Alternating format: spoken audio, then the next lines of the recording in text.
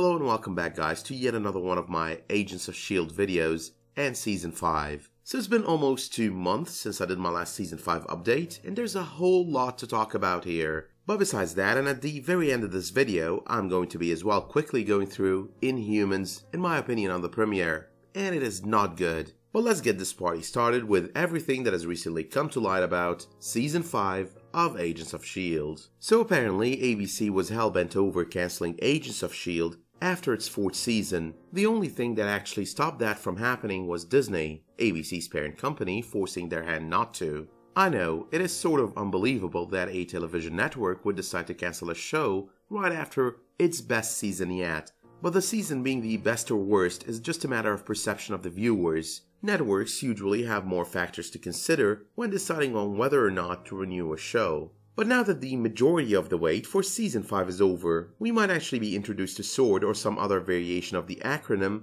in case S.W.O.R.D is a contested area in terms of rights. The other option could be that we'll have a Prison 42 arc, which I believe is highly unlikely.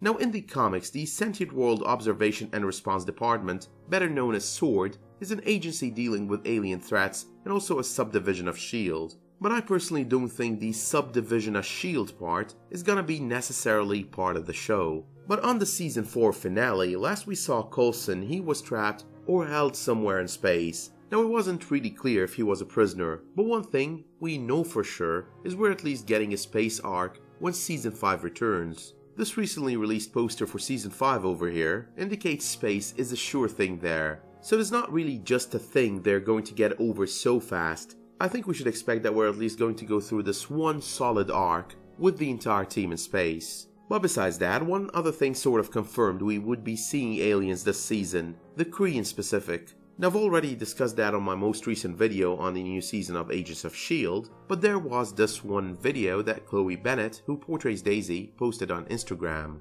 At some point on said video, we see someone in the background in what could only be Kree makeup. Now Agents of S.W.O.R.D as well has been known over its past seasons to present us with some sort of build-up towards the Marvel movies. It's usually either that or it integrates the aftermath of the events of such movies into the show's events. So aliens before and leading up to Infinity War or after Infinity War releases sounds like a pretty good fit for Season 5. I do hope as well there's some sort of a tie-in there. And just to avoid the arguments from the realm of absolute BS about S.W.O.R.D not existing in the same universe as the movies, there are just so many things to prove otherwise, including but not limited to the fact that Coulson's storyline started on the first Avengers movie. But on the subject of confirmed news that I haven't discussed on previous videos, Nick Blood is making a comeback to Agents of S.W.O.R.D, reprising his role as Lance Hunter. Last time we saw both him and Bobby Morse, they were disavowed by S.W.O.R.D and on the run amidst the events of Season 3. However though, it's been made clear he's going to be flying solo this time around, without Bobby by his side. Actress Adrienne Palicki, who played Bobby back then, is currently starring on The Orville, which is a space adventure comedy series done in more of a Star Trek style. The thing is, I watched the first couple of episodes of the series, and I'm definitely not a fan. And while The Orville does have a decent 7.5 rating out of 10 on IMDb, Rotten Tomatoes isn't really that kind of the new series. The critics' consensus presented over at Rotten Tomatoes actually reads, "An odd jumble of campiness and sincerity, homage, and satire, The Orville never actually achieves liftoff." So in my personal opinion, chances The Orville survives and doesn't get cancelled halfway through are very, very low. Now depending on how Hunter's solo return is explained, there's always a good chance we would see her make a return, even if on the second half of the season. So let's hope her absence is explained by her being out there doing her thing, and let's all wish for the awful creation that is The Orville to be cancelled sooner than later, opening up Palicki's schedule for some S.W.O.R.D. Now on other news, S.W.O.R.D and the Punisher are going to both be making appearances during the NYCC event. The annual event will be starting on Thursday, the 5th of October, so it's only a few days away, and will run all the way through Saturday, October 8th. Worth noting though that S.W.O.R.D had zero presence during the events of the San Diego Comic-Con in July. I would assume that even though the writing for Season 5 had already started by then, the show didn't really have much to present, trailer included. Now the New York Comic-Con AOS panel will be held from 2 p.m. to 3:15 p.m. Eastern Daylight Time on Saturday, the 7th of October. That will be around 6 p.m. to 7:15 p.m. GMT. I'm expecting they'll be presenting a trailer there. Now once such a trailer is released, I'll be coming back to you with a video discussing that and anything major they end up announcing then. But moving on to more S.W.O.R.D. Season 5 stuff, and this one is more on the expected or theory side and less on the fully confirmed side. So as of the end of Season 4, the framework was destroyed and everyone was back to the reality they have always known. However though, Fitz seemed to be the one with the most to lose out of both going into the framework and coming back from this alternate reality experience. Fitz, and as you probably remember, was basically AIDA's second-in-command in there and has done unspeakable things throughout his short stay. His relationship with Simmons has of course taken a hit as a result, but not just because of what he did in the framework. Gemma seemed to be extremely unhappy with his reluctance in going forward with the destruction of AIDA upon their return from the framework, and it definitely won't help him that his relationship with Gemma is starting going for a nosedive, and we'll go more into that as announced come Season 5. It's gonna probably feel like they're starting from scratch again on the upcoming season, only with a lot of unresolved issues and feelings there. So the theory here, simply put, is with all his choices of action on the final arc of Season 4,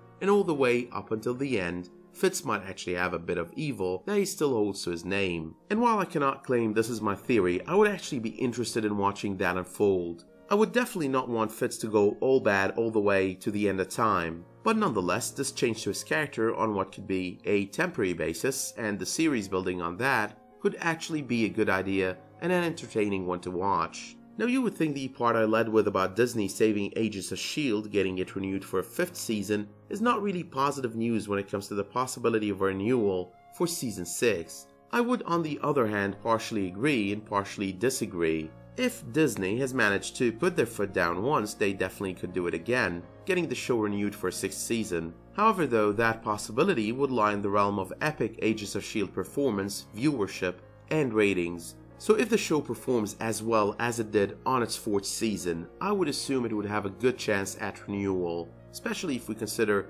it already has a reduced budget. And while some might believe the show would be suffering what some refer to as the Friday night cancellation curse, the Friday time slot also means less competition of good shows. Except for Blind Spot, I don't believe there is anything half decent airing on the same night. And even that, NBC's Blind Spot that is, has a small fan base and rapidly shrinking viewership. Now I know I've mentioned this on my previous Agents of S.W.O.R.D. video, but just in case you haven't watched that or read anywhere about this, Agents of S.W.O.R.D. is no more set to have a 2018 premiere. It will instead air in November, the very Friday that will follow the Inhumans season finale, and in the same time slot. But finally, if you did watch my latest Agents of S.W.O.R.D. video, you probably remember me discussing the possibility of an Inhumans and Agents of S.W.O.R.D. future crossover. However though, with how Inhumans has been received by most viewers and critics alike, the chances of such an occurrence has been reduced significantly. So speaking of Inhumans, it is definitely not the best in the Marvel universe, not even close. As a matter of fact, it is the worst so far. Is it a disappointment? Yes it is.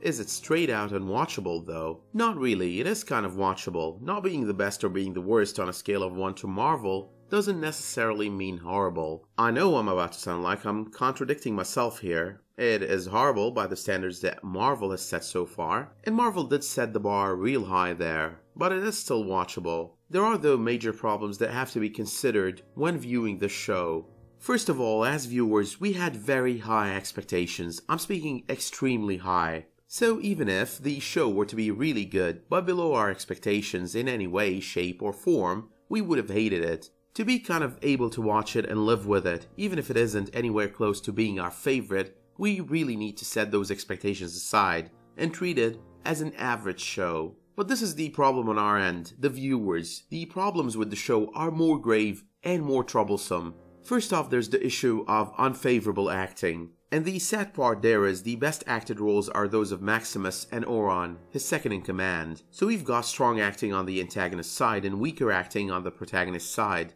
and we're supposed to sympathize with the good guys. We probably still will sympathize with them, but the way their characters are portrayed is not really helping. But of course there's also the issue of writing that lacks an imagination at times, and at core portrayals of the characters' comic book counterparts and others. It's also not clever at all. Think of Black Bolt as an example. He's supposed to be this extremely careful mute with calculated actions, yet he acts in an extremely careless and reckless manner from the moment he arrives on Earth. I mean, for the love of God, man, you just shoplifted. Make a run for it. Don't just freaking jaywalk and do it carelessly as well. But as I promised early on, I won't be digging into Inhumans in depth on this video. So let me know in the comments what it is that you expect out of Agents of S.W.O.R.D Season 5, how excited you are about the show returning in less than 2 months now, and what you think of Inhumans so far. Let me know as well if you like the content of this video by dropping me a much appreciated like, and while you're at it, you can always subscribe and enable notifications. But until I see you next time, thank you all for watching and have a great day.